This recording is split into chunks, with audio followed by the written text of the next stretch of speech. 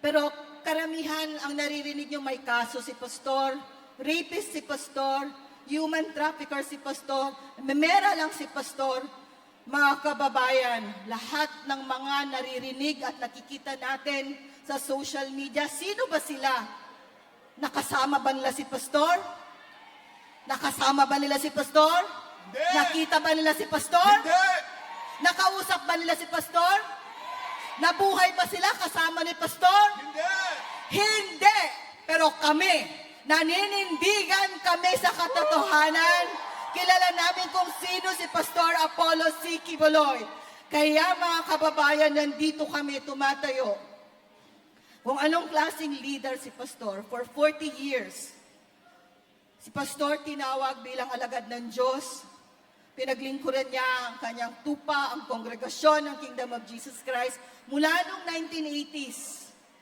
Nung mag-umpisa ang ministry, narinig na natin sa maraming kwento, 15 lang yung members. 15. At nasa maliit na chapel lang ang Kingdom of ang Jesus Christ Ministry. Yun din ang panahon na nagkakilala si Pastor at si Tatay Digong. Hindi pa sila kilala, hindi pa Vice Mayor si Tatay Digong that time. Kauumpisa lang ng dalawang ministry nila o paglilingkod.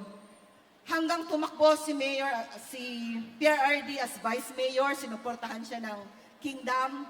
Tumakbo bilang mayor ng Davao City, tumakbo ng congressman, at tumakbo bilang presidente.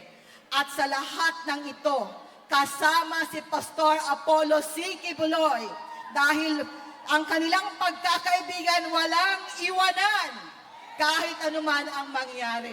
Ang suporta ng Kingdom kay PRRD, wagas, wala nang iwanan sila. So anong nangyari?